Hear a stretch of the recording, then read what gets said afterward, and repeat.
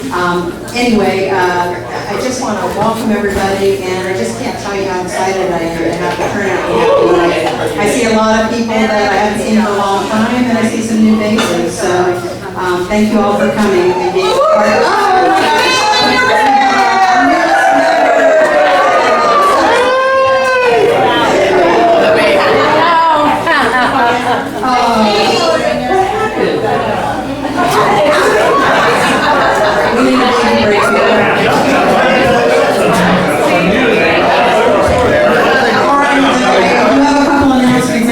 because Stephanie Ferris-Jones has to leave. She has a very important engagement tonight with her 4-H club. She is a leader with them, and they have a big awards banquet tonight. So I wanted to thank Stephanie because she's the one that made all this happen tonight. So thank you.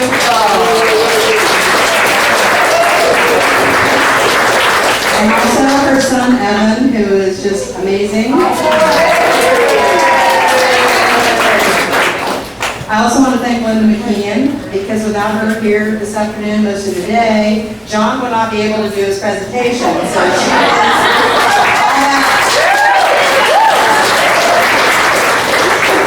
and I also wanted to thank Valerie Alloway. She was a part of our social committee that helped us look at different venues when we were trying to figure out where we wanted to have this. And I guess I wanted to share with you why we chose Flanagan's. Let's also have a round of applause for Lorraine T.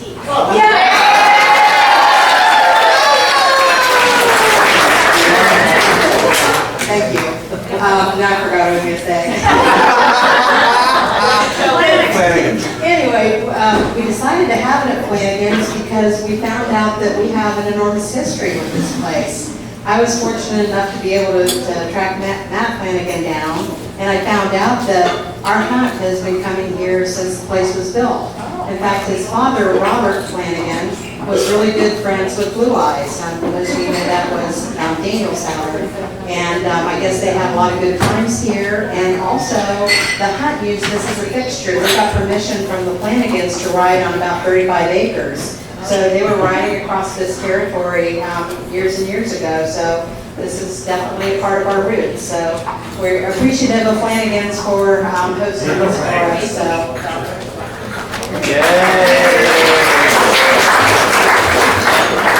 So anyway, for those of you who don't know me, and I'm not sure if anybody doesn't know me, but my name is Lorraine Teets, and I have the privilege of serving as our board president. Thank you, John.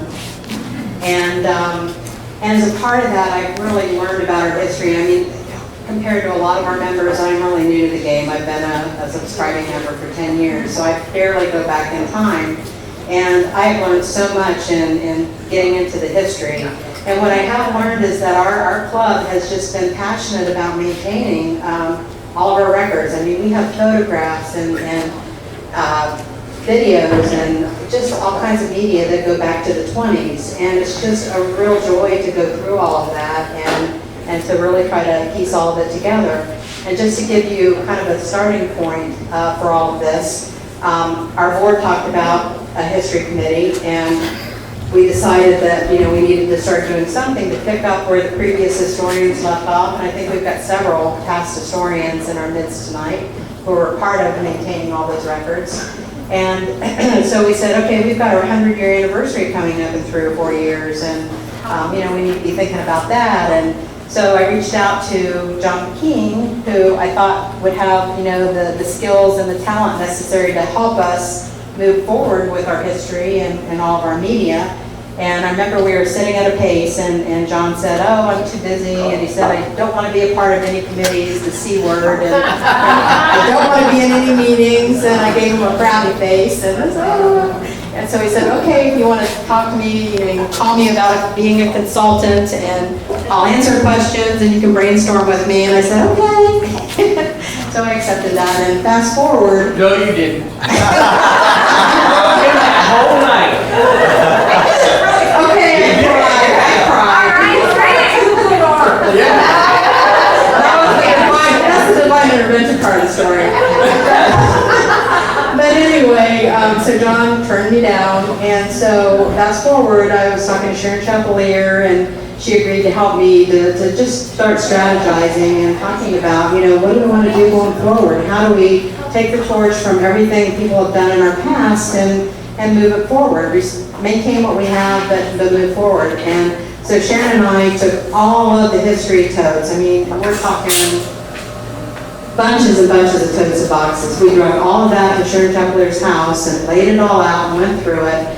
And we ended up putting all the media into one box. And this is media that went back to the 20s. We had old video reels. We probably had media from every single generation. I mean, it was just like amazing. And we came across this carousel filled with old projector slides. And Sharon and I looked at each other and we said, I wonder if these are any good. Do we need to keep them? And I said, I know who to call. My consultant, John.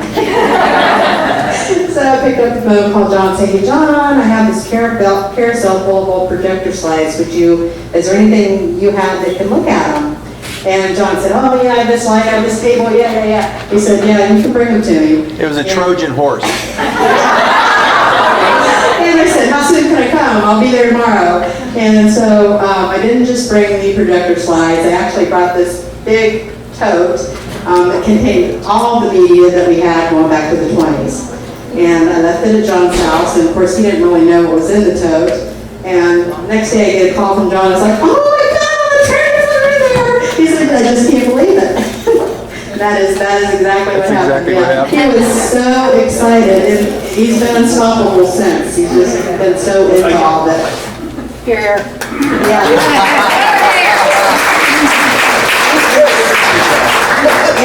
And I'm really excited to say that he has taken all that old media that the previous historians and club members have maintained over the years, and he's taken that and he's had it digitized. So we will have that for many, many years to come to hopefully pass on to the people that come behind us. And a really great thing about it is a lot of that media, especially the video, the reel tapes from the 20s and 30s, when he took those in to have them restored, we found out that they were within a year or two of completely deteriorating. So we've been able to save all that history. And I just can't tell you how excited I am about that and grateful that John is a part of that. So with that said, I'd like to introduce our newest historian, John.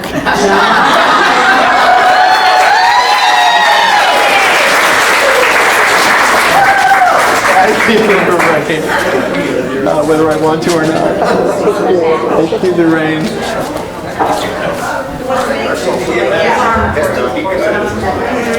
So, you see I was tricked into this, right? That's how we got a shed. Yeah. Thank you, Lorraine. And Lorraine's been amazing in terms of support of this. She's been fantastic. And I want to thank everybody for coming. It's been an amazing journey, actually, and it's kind of addicting. Once you get in there and you see all these treasures we have for 100 years plus of history, and it's a very storied history. Let me just back up here for a second. We just ask everybody to turn your cell phones off, if you could. Put them on mute or something, that'd be great. And then a quick little plug. James Harrison is having one of his amazing parties October 3rd, and there's a couple slots left, so if you want to sign up, you can probably do that. It's just about full, but anyway, we're going to talk about our 7-country Asian trip, which is kind of pretty cool. Kindred Spirits, History of Kindred Spirits. Absolutely amazing. When you look at the stories that have gone on and all the people that have gone on before us, just amazing. You look, and we just stop and think for a second. Why are we all here in this room tonight? And what causes us to come together and do what we do? And the first thing is just we love our horses. We just love our horses. And we love our dogs, we love our pets, we love our animals. We love our hounds, we love hunting. And we love hanging out with other horsey people, like here, making great friends, lifelong friends. There's two sitting before me now. But what's interesting is that this is exactly why our forebears started hunting 100 years ago. They loved their horses like we did. They loved the hounds and the dogs like we do. And they had amazing friends in the hunt. And as a quick acknowledgement, I want to thank the landowners. They are an absolute bedrock to our hunt. And if you look at the fixtures, we have kennels, Jersey, Gibson Custard Taff. We have amazing support for our landowners. Just give them a round of applause. They are our bedrock. And then the members. They are absolutely, can you hear me okay, like this? Yeah, okay, thank you. They're the lifeblood of our hunt. I mean, without them, we wouldn't exist. And the staff members, the huntsmen, the field masters, the whipper, and all these people spend tremendous time, and that's why we exist today. They bring this tremendous talent to this. The board meetings, the committees, the C word, very amazing work. And all the previous historic work that has been done by Dennis and Bill Baring, Kate Riggs. I mean, there was all this really good stuff that I've just kind of added to, if I would. And all these current interviews we're doing with all these wonderful people and just amazing stories that have come out of it.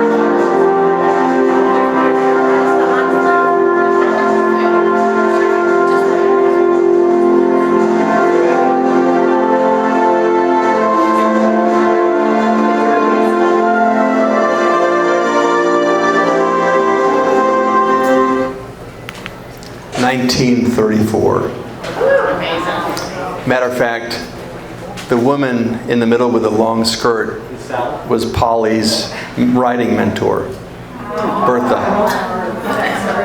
So if you look at that video, and if you look at the people long enough, and I've seen it so many different times, you start seeing the subtle human interactions, the mannerisms, realizing that these people were real human beings, flesh and blood. You look at the dimples, the smiles, the subtle interaction they had with each other. They were friends. They were kindred spirits. And I'm going to play it one more time because look closely now and see the subtle humanness of their movements.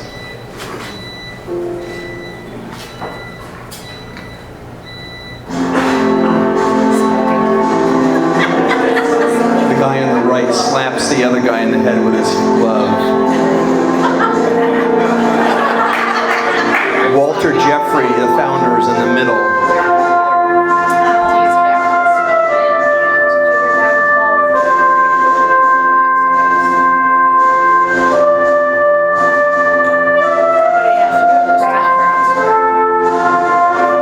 And that's Bertha with the dimples.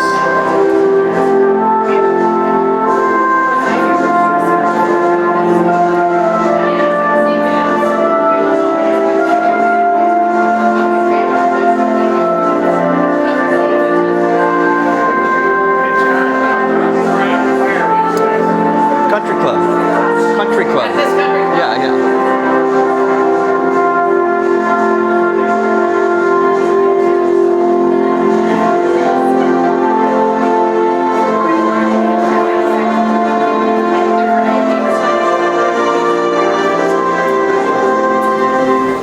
So that was at our country club.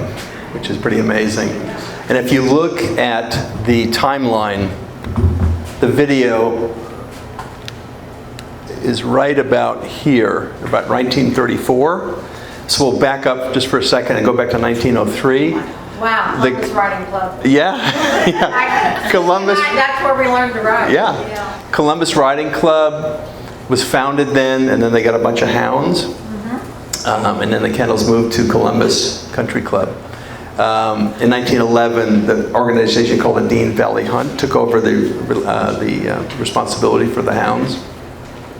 And then in 1923, Walter Jeffrey, one of the founders, bought a bunch of land off of Clark State and started the Eastmore Polo Club.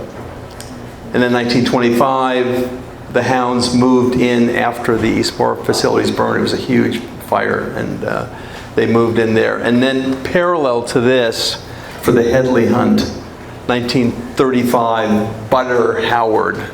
Butter because he worked at his dad's creamery and he got his nickname. He loved butter. Who doesn't? He started the Headley Hunt, and then registered it. He had 65 hounds. It was quite amazing. At the same time, they started hunting together. Rocky Fork and Headley Hunt. More toward Zanesville, more toward Gahanna. And they started hunting two different packs, with two different kennels, and two different territories. So they started intermingling. And the reason they started Headley Hunt, and this was started by Butter Howard and also other members of Rocky Fork, they wanted better territory, more challenging territory, a less challenged fox population. So they wanted to broaden their horizons, but they kept kind of bringing the packs together, and eventually they said this is kind of silly, so they merged in 1940. Even though they merged, they were still hunting out of two kennels and two packs. And then a strange thing happened in 41, Pearl Harbor, which kind of put a hold on everything. And this was pretty devastating because in the World War II, everything was rationed. It was very tight, and they couldn't keep the hounds, so they're going to destroy all these hounds. It was probably 100 hounds. Wow. So this very special guy named Bill Summer basically saved him. They said, hey, we don't have to destroy all these hounds. I'm willing to take them during the war. And so he rescued, I think it was about he rescued 10 couple. And they brought him in. He said, I will feed them, I will take care of them in the Gahanna kennels. And so they had to put down a lot of them, but he saved 10 couple. And he also started some general breeding things with, actually, Camargo. It's interesting. He did some breeding with Camargo and some Radnor Hunt, some other things during the war. And then he took them back out to the Headley kennels to get conditioned toward the end of the war. So when they started hunting again, they would be ready to hunt. And then the hunting resumed, and they brought them back to the Gahanna kennels. So Walter Jeffrey, he was the main guy. He was the main person that was and it really, actually, when he first started, he was a polo player. That was his love. He was a polo guy, and he bought the land to do, okay, we'll hunt a little bit, but I'm mostly going to do polo. And then eventually he was like, oh, this is fun stuff. I like this hunting stuff. Maybe we do this more. So eventually the hounds got brought into Gahanna and to the facilities. He bought the whole thing burned down, so he built these beautiful new kennels and barns. And they continued to hunt, even they were merged, but continued to hunt two kennels and two packs of hounds. And then Butter Howard, of course, I talked about the way he had hit amazing. I mean, they had 35 horses down there, 65 pounds. It was a big facility. And here is their two first co-hunts people were Sally Sexton and Trafford Talmadge. And then the relationship with the Headley Inn was because he married Gladys Smith, which her father bought the inn in 1857. And so that's how the whole Headley Inn came into being. And then she reopened it in 1922, kind of the dismay of her father, but she wanted to do it with her sister. So. And the vice president, John, you're using your Stephanie voice. What? Use your outdoor voice. I don't need the microphone? No, you can talk a little louder. Oh, louder? Yes. Is that correct? I feel like I am. John Galbreath. It's interesting. I was talking to Debbie, who John Galbraith was her granddad, and she taught me how to say Galbraith correctly. So John Galbraith, he was kind of a slouch, but he was an amazing investor. He did very well, I think. He was up in the 300 million net worth range. He did pretty well, and he also had 2 Kentucky Derby winners and a bunch of Breeders' Cups. He also owned the Pittsburgh Pirates and had many World Series victories. So just amazing guy. And there he is. There was a Frank Talmadge Memorial race every year. Balls to the wall race. I mean, it was just flat out big jumps. And Gladys, who we talked about, is being weighed in. They actually weighed the riders, which was pretty serious stuff. But that's John Galbreath.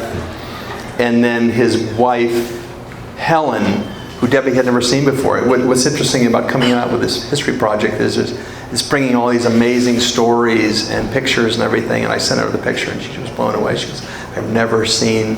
The reason she recognized Helen was because Helen looked like Debbie's mother. So anyway, it's pretty interesting. This is the Headley Kennels in 1934.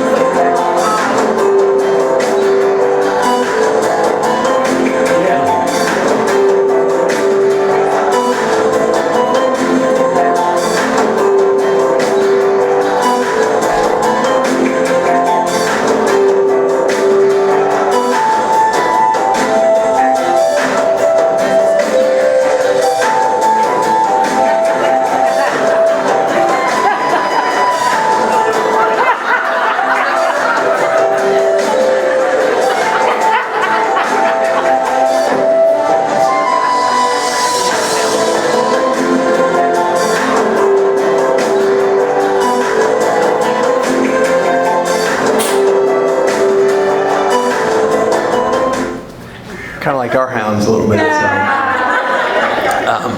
This is really rare footage. I kind of get to be friends with the author of the book, Headley Inn, Cindy, and she interviewed one of the last surviving Howards, them from the Butter Howard lineage, and he just died about 3 weeks ago. But she wrote the book. It was almost an autobiography. And she came up with this tape that she got, and I converted. It was kind of poor quality, but you could at least get the gist of it. So there's a long history going back to 1925. Walter Jeffrey. We've got, as Lorraine said, we've got some amazing tapes. From this, we have pictures. There's so much stuff we are lucky to have that they've survived all these years. And all this lineage, all these people that we have had, we have a lot of footage from them, and we have now trying to recreate a lot of the oral histories, which a lot of people in this room have been interviewed. I've tortured for a little bit. So what's interesting is this 100 years seems like a long time ago, but it's not. The fact that Polly Lindemann is here, and the first horse she rode in the hunt belonged to Bertha over there in the long dress on the right. And Bertha was her mentor. And that's amazing to me. The fact that Polly still is very much active with the hunt. She started in 1948. Just amazing to have her with us and to understand some of the history of this. The other way we're connected to our history is through our fixtures. There's a lot of things that we a lot of names on the fixtures we kind of throw out. Oh, that's Voorhees, that's Niehoff's, that's Cindy's Woods, Cynthia's Woods, blah, blah, blah. Little trivia. What is Sally's Woods named after? Very good. Who said that? Yes.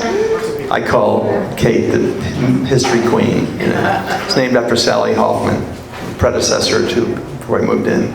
So there's a lot of history behind that. We actually have one of our special guest stars tonight, Jenny. Jenny, are you here? Where are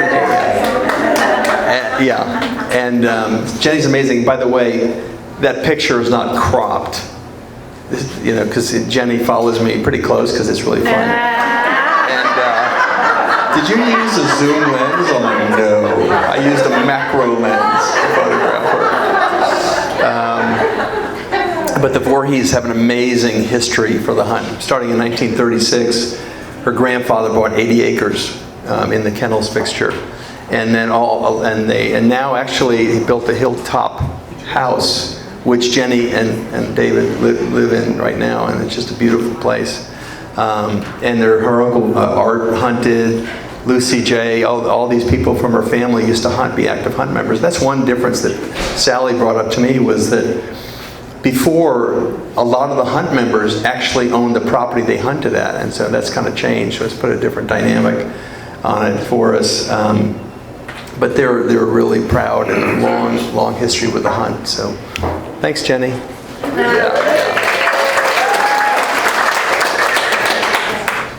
And then Niehoff's. They say, oh yes, Niehoff's, go by Niehoff's. And we're just always in the name, but we really don't. There's so much history with the Niehoff's. It's interesting in these interviews, saying that Mr. Niehoff was such a nice man. I mean, to know that he was a kind, nice man, and he hunted the hounds for a long time. He was a master from 57 to 71. That's a long time. So, amazing guy. And this is a great picture that Elsa just sent me. Where's Elsa? Elsa's so sweet, by the way. We had a little chance to talk, and she sent some pictures in. Huntsman from 62 to 66. He actually hunted the beagles, too. We hunted beagles. Yeah, they killed the helpless bunnies. Yeah. So they owned about 50 plus acres, and he angeled the hunt for about 12 years. They said, Mr. Niehoff, we need some money. He was like, okay, how much do you want? And so he really fit the bill for a long time. And when he passed, they had to go out and actually take a loan out for $5,000 to $10,000 just to keep the hunt going until they got their act together. So Mr. Niehoff was just an amazing part of the hunt. So thank you, Elsa. Wow. Really nice. And this is Elsa at 7 years old on the little pony on the right-hand side. This is the family class. This is the family class. So you get the whole family together and you compete. I think, did you win this year, Elsa? Yeah. And so there's Chris and Betty and so the whole gang, and just a wonderful shot. Just it's a family thing.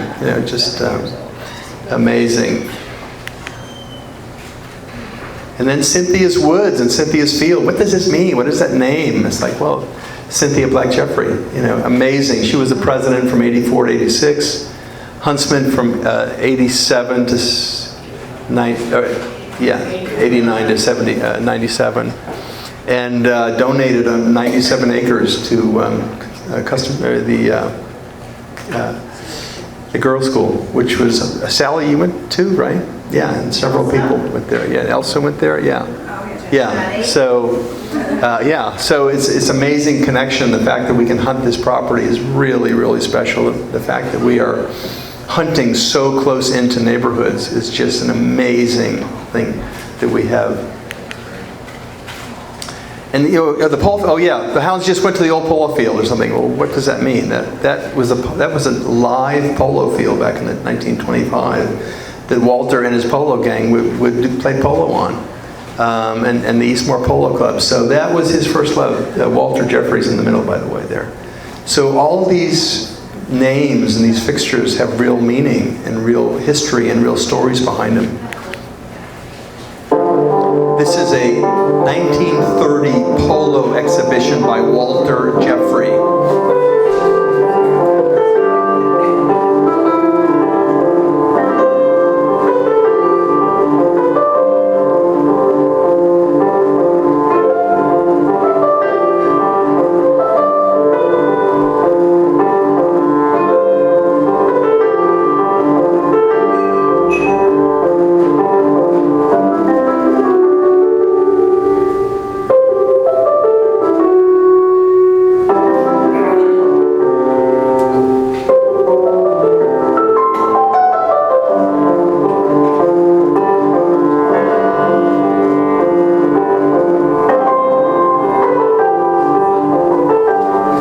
So pretty amazing, 1930 polo exhibition by Walter. That's pretty cool. He was an amazing part of the hunt. Just an incredible thing. He had the barn, he had the kennels, and when they burned down, we burned them down actually. There was a lot of the Jeffries family came in and donated a lot of money to build our new kennels, and the famous barn, the kennels architect, Susan Straub, is with us tonight. So she did amazing, and the three kids, Jill, Jack, and Walter, had some really generous contributions to make this possible.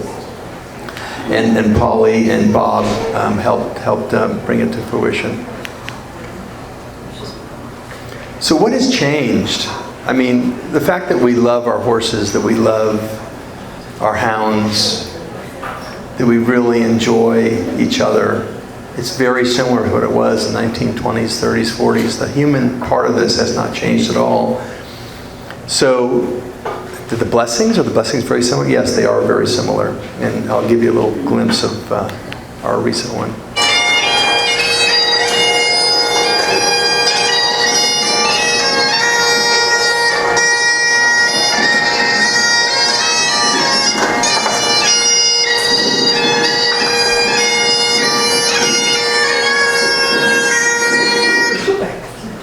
So that was the famous huntsman, Stephanie.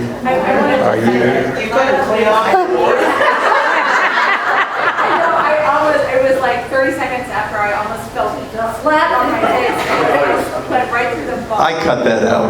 It's on the cutting room floor. It was so awesome, and I was just thanking the Lord that I did not go ask for the tea kettle. That close. But you look wonderful after that. And next is the blessing from 1934 at the country club.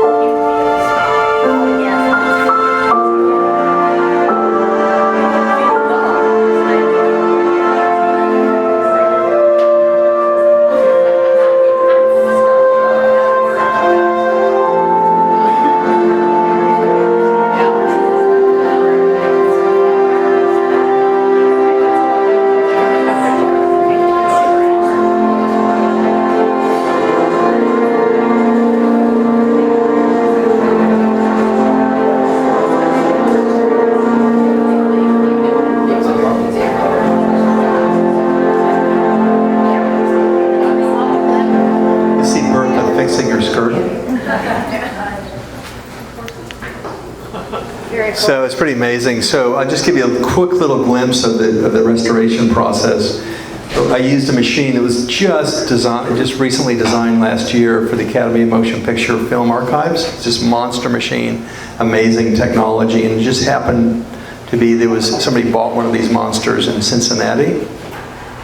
So we did the raw conversion there, and then we actually put it in, and there's an amazing software that actually is computer learning. It learns the grains and the defects of the film, and then you map it and let it learn it, and then relearn it, and then take the noise fingerprint from that. You pick up an area, and it magically pulls all the grain away from it. It's just unbelievable. And then we were talking about before, the film is cellulose acetate plastic, and it's very, matter of fact, it's quite dangerous when it becomes unstable. And I'm surprised because this film was in the Lindemann tea house, and over 100 degrees it just spontaneously combusts. So I'm surprised it didn't burn the tea house down. So what it does is it emits acetic acid. And when I brought it to the guy, he was like, "Oh, I smell the vinegar smell." And acetic acid is kind of part of a chemical in vinegar. And he said, "You have about a couple of years left, and this stuff is gone." And I said, "Well, how do I dispose of it?" And he goes, "I would keep it, but keep it cool and keep it dry." So Lorraine will be doing that.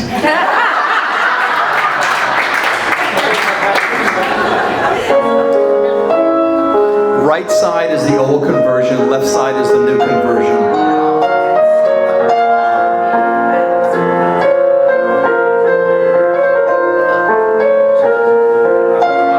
The right side was just done in 2009, so that shows you the advancement and the evolution of the technology.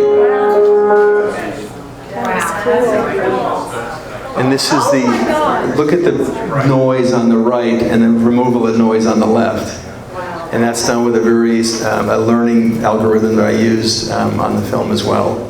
It's called NEAT. It's really amazing. Because once the film is embedded with the dust and the grime, you cannot, because it gets fed in the acetate, you cannot remove it physically. It has to be done with an algorithm. So that gives you a better example. And this goes as well, not for film, but for slides. So it automatically learns, and so most scanners have three lights, and in a special scanner that has this digital ice has a fourth, an infrared channel, and so that reads the defects and then reads it back and then makes the difference and then pulls the defects out automatically. And that's what I did with a lot of the old slides that Lorraine tricked me into looking at. And it also does that for scratches, and so Elsa, we can work some magic with your stuff, I think. So it's pretty amazing. So who were in the last pictures? Unknown, just a good example I brought off the internet, yeah. So this was pointed out to be by one of the people I interviewed about, in the old days, we didn't just get in our cars, you rode to the hunt. It was amazing. I mean, you rode. It was an hour ride to the hunt or whatever it was. You rode there, you hunted, and you rode back.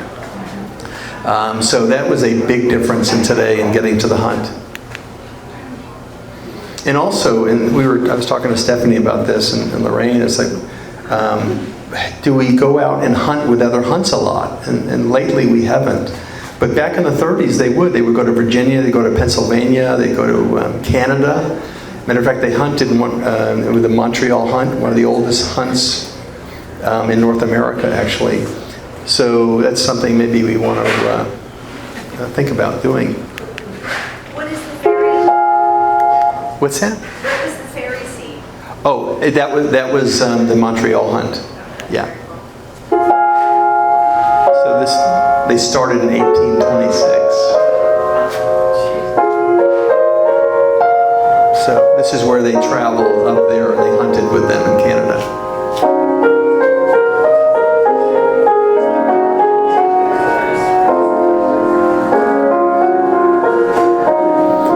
And we take bridges for grant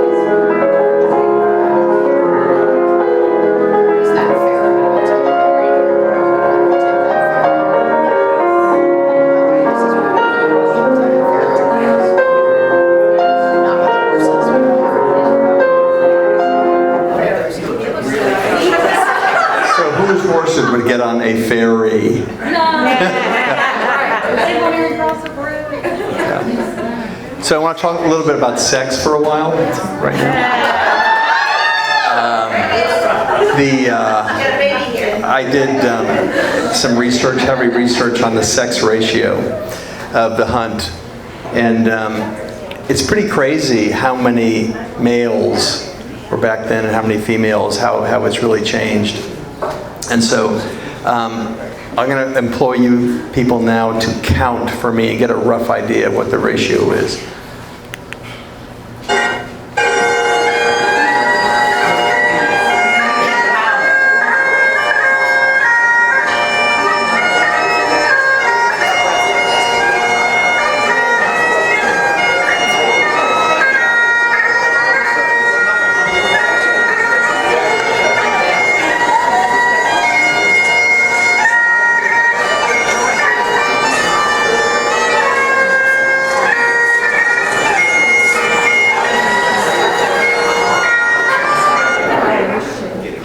There's one or two males in that line. Led by a male, David. And now here's back in 1934.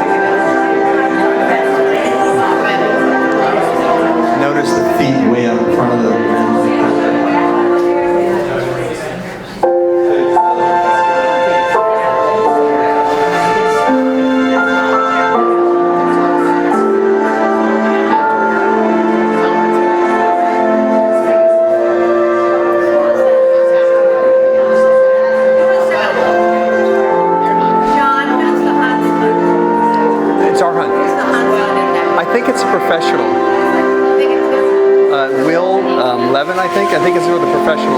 That's a real mystery, though. But I think it's a professional. We had two professional huntsmen back in the day.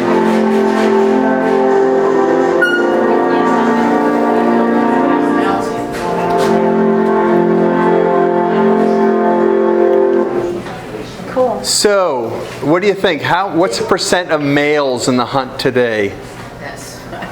Take a guess. Maybe 10.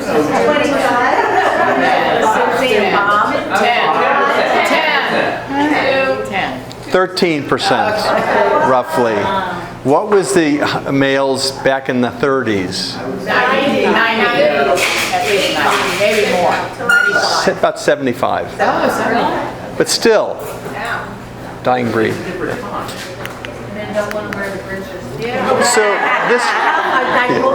So this is kind of interesting. This was brought to in one of the interviews. I won't say who brought that up. But she said, you just didn't go to a hunt ball with whatever date.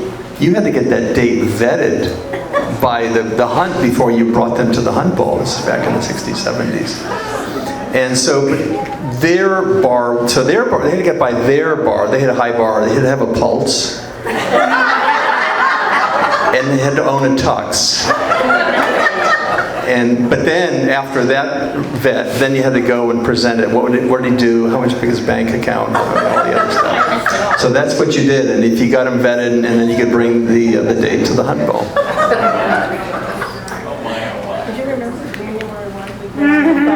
So we also, if we talk about a storied past, we had some big personalities. Just to name two, we had Outdoor Thor, and we had Sally. Yeah. And then we had Sally Sexton, both kind of wallflowers. Yes, Outdoor Thor, bigger than life. I mean, this guy would fill a party right up. He was amazing. He was the president for a while, and but he really brought a party to life and had brought a lot of charisma to the hunt. You didn't like? Okay. And the famous story is he fell out of a hayloft or ladder or something, broke both his heels, but still drug himself into the car, drove into the middle of the barn with his car, dragged himself out of the car, drug himself across the floor, drug himself onto a chair and said, "Okay, let's party!" And then Sally Sexton, she was just an amazing, crazy person. Inimitable, irascible, articulate, elegant, eloquent, entertaining, bombastic, which means she inflated some of the stories a little bit. Theatrical, musical, poetic, confrontational, intelligence. This is all the descriptors of this woman. Just pretty amazing. If you look back at what she started out as a very crazy child, very full of energy. The other descriptors were theater impresario, which is basically she supported the arts. Irreverent wit, Bryn Mawr scholar, storyteller, vivid storyteller, and intrepid soul, which all described her perfectly. And she was an incredible horsewoman. And matter of fact, she was one of the first co-founders, co-huntsmen in Headley Hunt. And she was our master from 35 to 48, so she was with us a long time. And she also bought this little shack called the Brindu Mansion, which was amazing. And matter of fact, I think it's Dutch or Swedish for Black Hill. Welsh. Is it Welsh? Yes, thank you. Welsh for Black Hill. So they think that it's haunted. So they've done some the haunted shows that they do. They've done a couple there that they've tried to find Sally and maybe her father there or so, but to no avail. And the landowners and the farmers loved her, absolutely loved her, because she would continually go out and talk to them. Hey, how's it going? Just go out there and physically visit with them. And part of what they did, part of how they celebrated the landowners was they had this massive, big party at the beginning of every hunt season. It was a farmer's day, a landowner's day. Up to 300 people would show up. And they would all kinds of stuff, grease pig races, pie contests, sack races, ox roast, dog shows, a drag hunt, which was amazing. And they also had hog and husband calling competitions. Now, who knows what a husband calling competition is? I had to Google it. But lucky for you, I've got a videotape. It's not from the 30s, but it's good enough. You'll get the gist. Husband calling competition was open to any woman in the world, 18 or over, who now has or ever had or ever hopes to have a husband. The contest is judged on originality, volume, and appeal. Jackie Schmidt went for a dialogue-intensive program.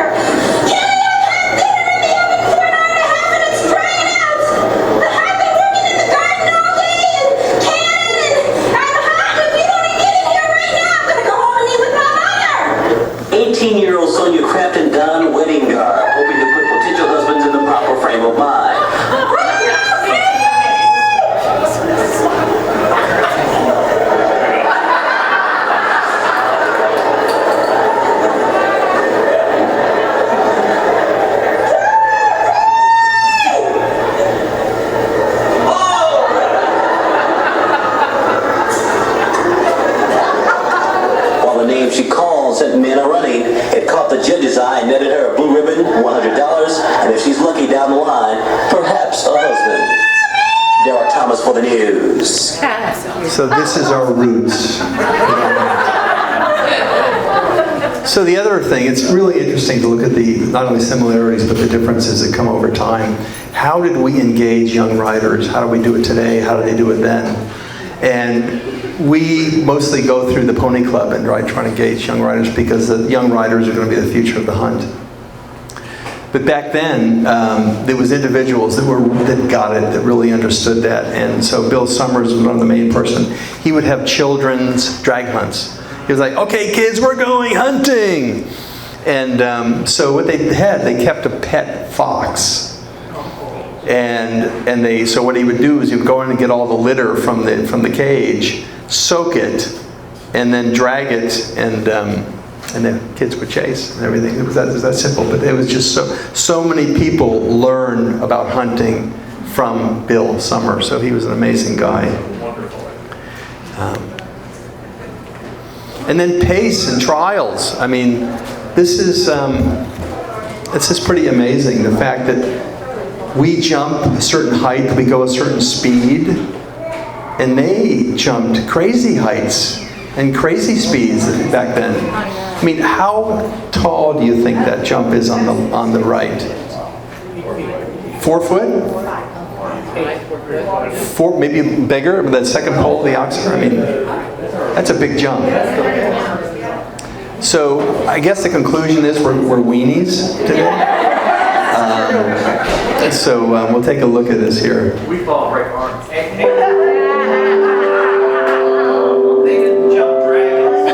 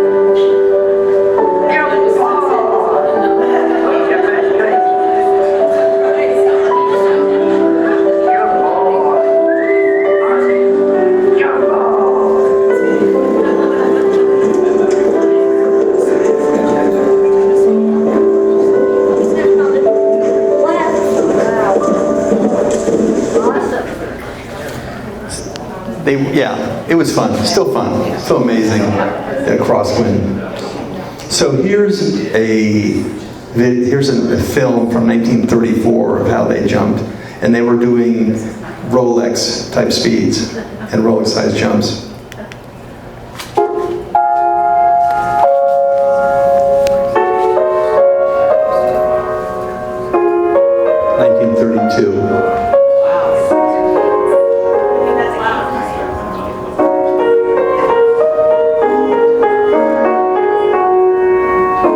These weren't breakaways.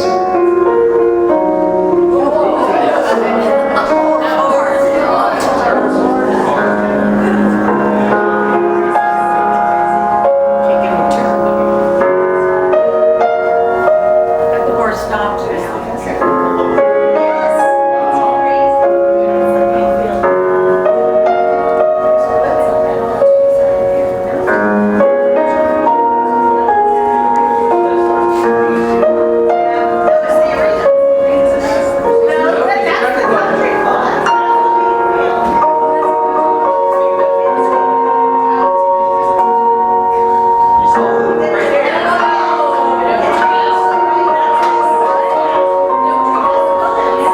That's the country club, by the way. Right there at the top of the hill, that's the country club.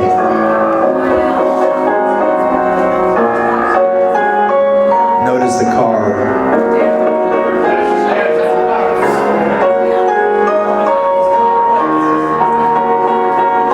Mr. Woodhall. He loved his picture taken.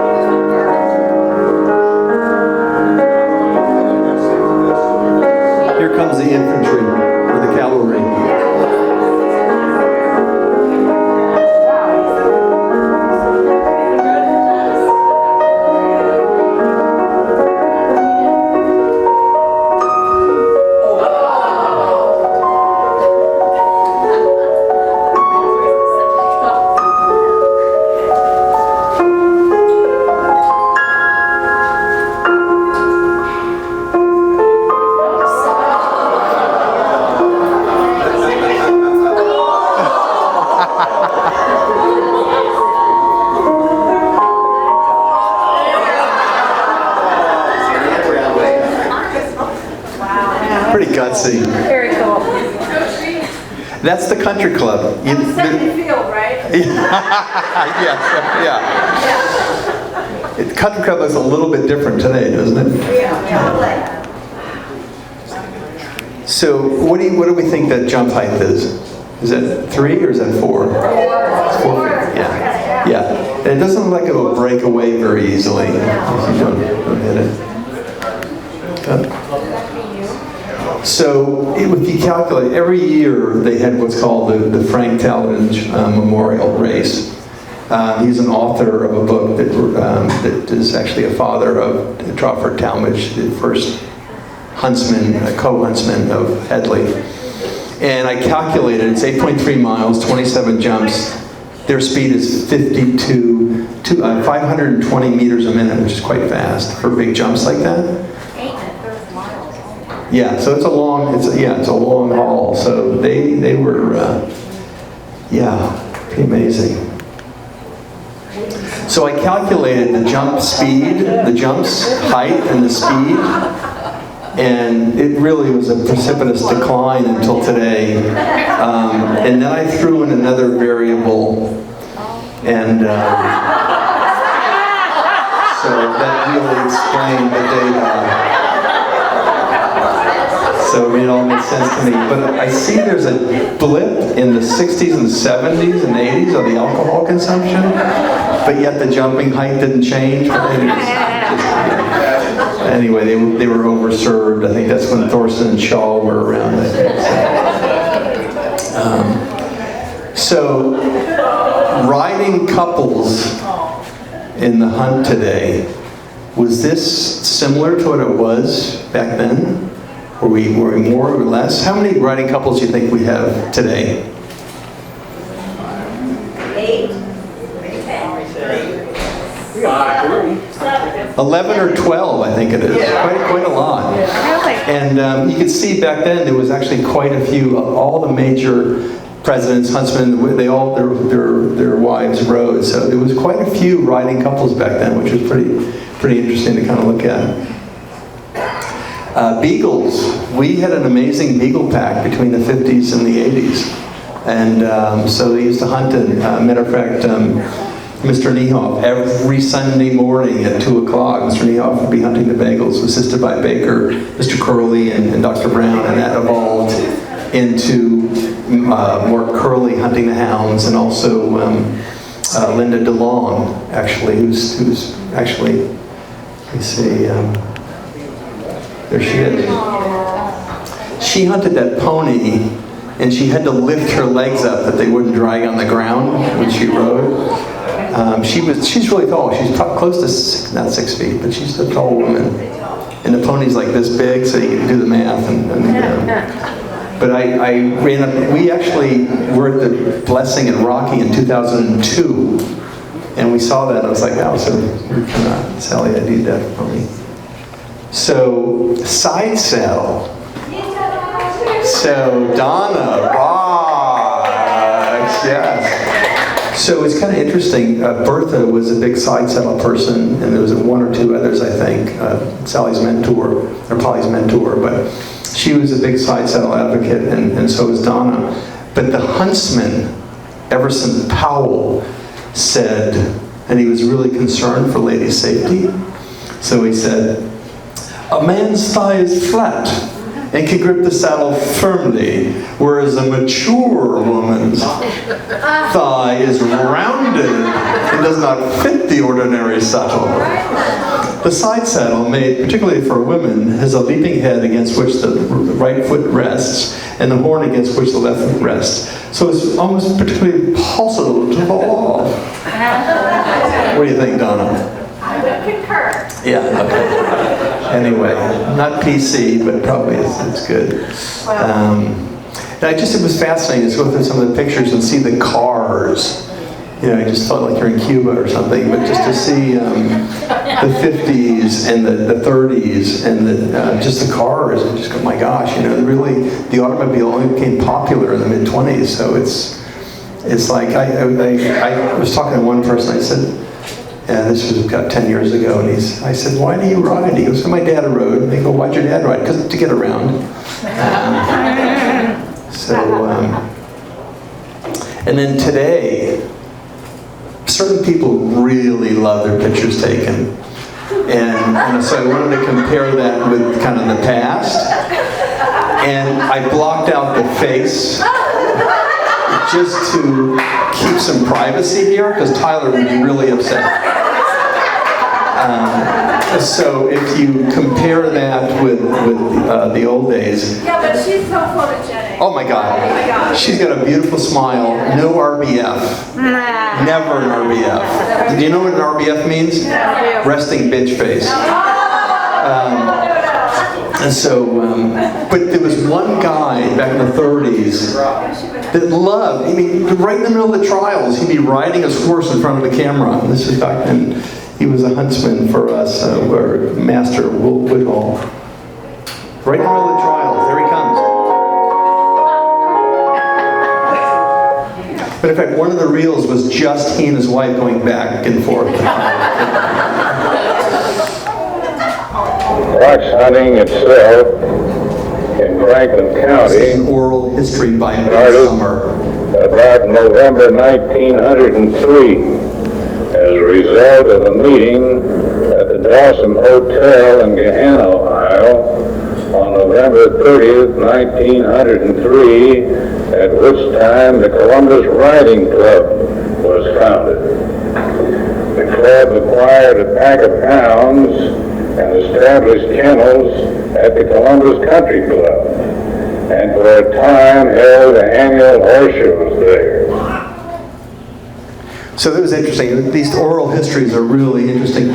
He was a consummate huntsman. He wanted to die on a hunt, on a horse, and did. Matter of fact, they were hunting, and Goose Creek came back by himself without the rider. They stopped the hunt, separated into 2 or 3 groups, and went out looking for him. They found him slumped up against a tree, hunt whip in his hand, gone. 2 doctors declared him dead, and that were hunting with us.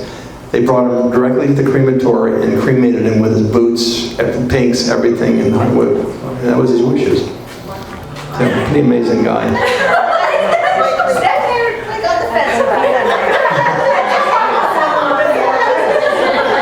So, I just wanted to, we were talking about kindred spirits. I believe these people are still around with us. I mean, their energy, their pictures, they can kind of continue through the films. And we continue Beth Pisto's spirit, her kindred spirit, with the Crosswind Farms video, pace. And so she's still with us. Yeah, it was great. No, she was a good photographer. So it's kind of interesting when I spent so much time with this. Lorraine's going to be bummed out when I resign next month when I get my pins out. But it seems to me there's an alchemy of personalities. There's a wave of groups of people that come in and they're there for a while, and there's another wave that comes in. And so now it's kind of the Sally Stephanie, Dave, Sharon show. 70s, 80s, 90s, it was Cynthia, Jim Lynn. Back then it was Walter, Evan, Harry, and John. So, and there's all these different waves. It's kind of interesting to see this kind of happen. Here's a film from a news program, 1987, of the middle wave. When you see them coming at you, you can't help but think, for a moment, you must be someplace else. A cornfield in Ohio is a long way from the forests of England. That is where fox hunting began.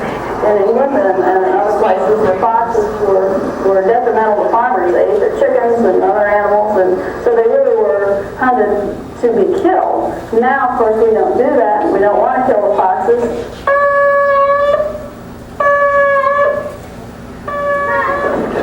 This is the challenge. This is the excitement that you're going out and you're going on a hunt. You don't know exactly when you're going to come in, if you're going to come in, right? What you're going to get. Sometimes we chase fox, sometimes we chase nothing, sometimes we spend the whole day getting the hounds back from the deer. So it's the unexpected. I think the challenge is the unexpected.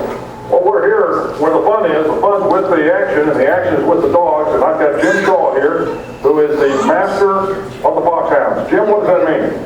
Well, I am in charge of all hunting. I picked it. And the universe.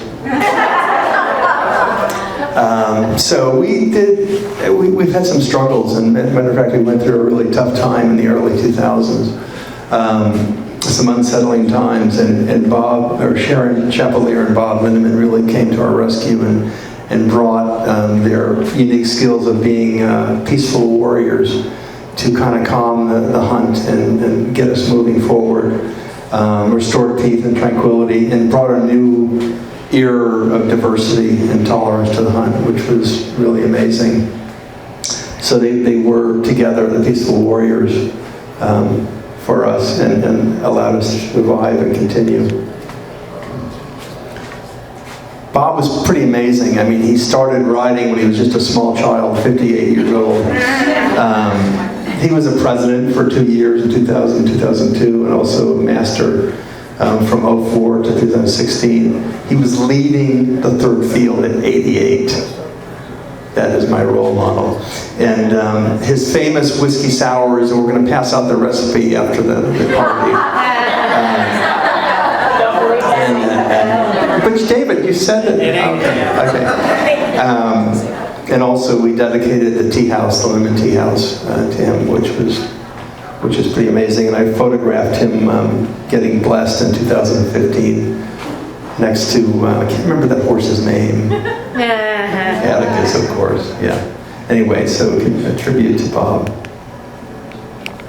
But we are so fortunate, I mean, in looking at all this history and looking at the players, we really don't know how fortunate we are to have these 5 people in our midst. Lorraine, and it's spelled with 1 R, by the way. Do never spell it with 2 R's or 3 R's. You're going to get your butt kicked. But Lorraine is amazing. I mean, she is leadership in its most subtle and powerful form, and that is rare. If you ever had a boss that doesn't do that, and most of them don't do that, but Lorraine is the exception. And thank you, Lorraine. You're here. Yeah.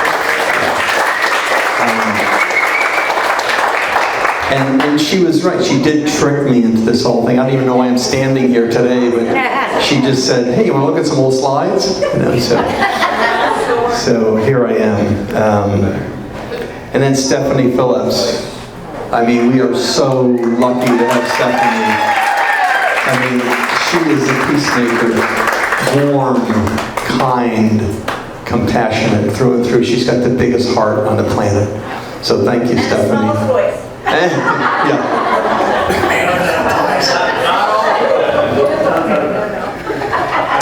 And she also taught Luke to do glow in the day, which is amazing to me. Yeah. So talented. Yeah. So, and then Sally Crane. She's amazing. She is an MFHA board member now. Congratulations, Sally. Yeah. She's the person you call if you want a mountain moved. It's like, Sally, would you move that mountain? She goes, yeah, where do you want it? Very gracious and adept.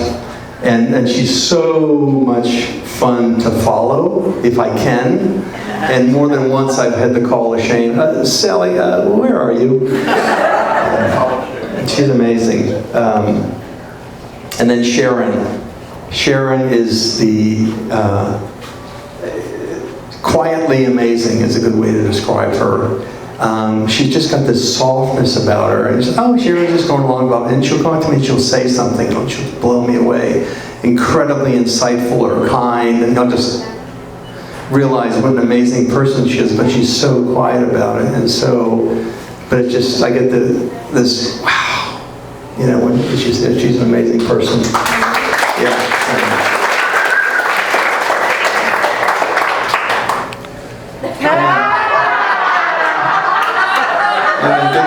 Dave Straw is incredible. He is incredible.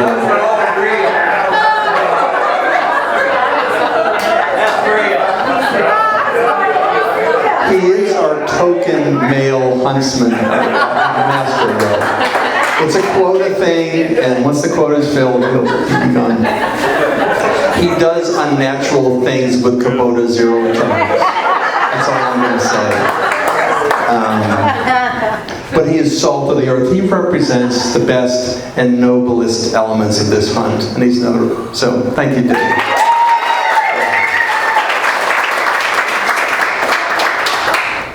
So, where will we be in 5 years, in 10 years, in 100 years, whether pandemics come through? And how will we surmount the challenges? We have land challenges, we have member challenges, but it's going to continue to come.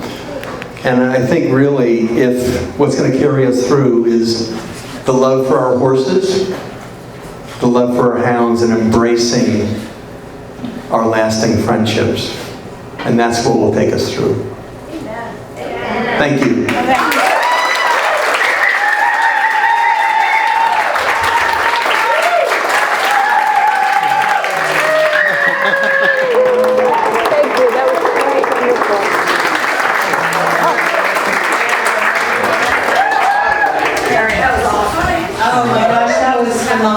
I just can't thank you enough. I'm just thrilled. And thank you all for coming tonight. And don't leave, because we still have the